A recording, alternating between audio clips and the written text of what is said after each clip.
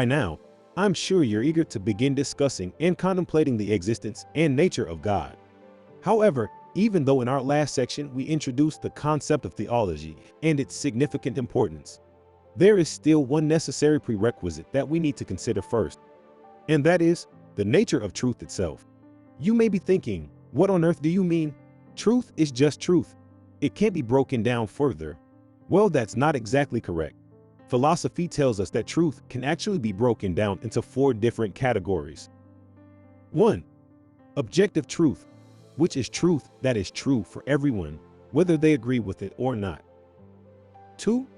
Subjective truth, which is truth that exists individually based upon a person's perspective, feelings, or opinions.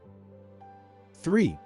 Normative truth, which is truth that we, as a group, collectively agree upon, that falls outside the bounds of objective truth. 4. Complex truth, which may refer to the idea that some truths are not simple or straightforward, but rather have many different aspects, layers, or perspectives that need to be considered in order to fully understand them. Complex truth is multifaceted and cannot be fully understood through a simple or reductionist approach. If that sounds complicated, let's consider each through an example. That example being, you and some friends are sitting out the back of your house watching the sun go down. Now, objectively, it would be false to say that the sun is going down, because it is not the sun that is actually moving, but the earth itself. Rather, only in a normative manner could you say that the sun is going down, because only from your group's collective perspective is that the case. Now, as the sun is going down, one friend comments how a setting sun is the most beautiful thing in the world. What type of truth claim is that? Well, that would be subjective, for that is his opinion that can neither be proved or disproved. And even if another friend disagrees, both are subjectively telling the truth. Lastly, a type of complex truth in this situation might be you looking at that sunspot on your arm and thinking, the sun is nothing but a killing machine. Now, if that's still too much, then don't worry. For today, we are going to focus on exploring only the first 2 types of truth, objective and subjective truth.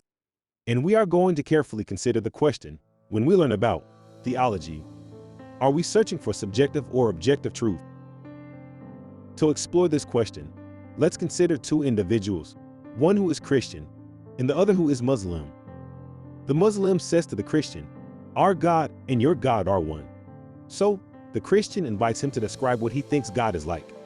The Muslim responds, God has no son, he is the best of deceivers, and that Muhammad is his messenger. The Christian responds with a different answer.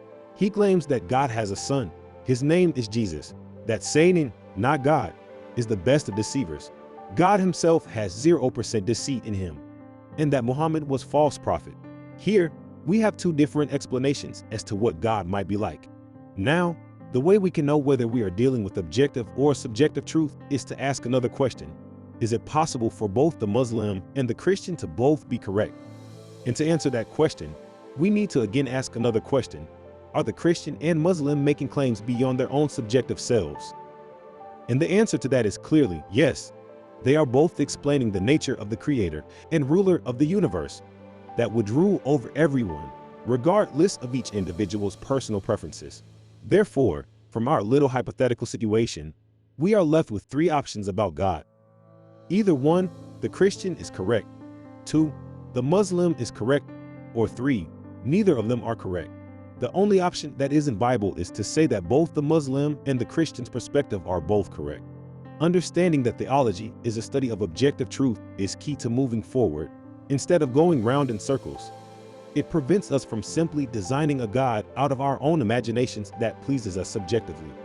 Rather, we are each given a responsibility to seriously consider 1, the Bible, 2, the Quran, 3, the Vedas, and even 4, the God delusion, in order to determine which theological claims best match reason and objective reality. That's all for now. I hope you found this video helpful. If you're interested in learning more about theology, go check out the rest of our theology content on the platform. Until next time, God bless.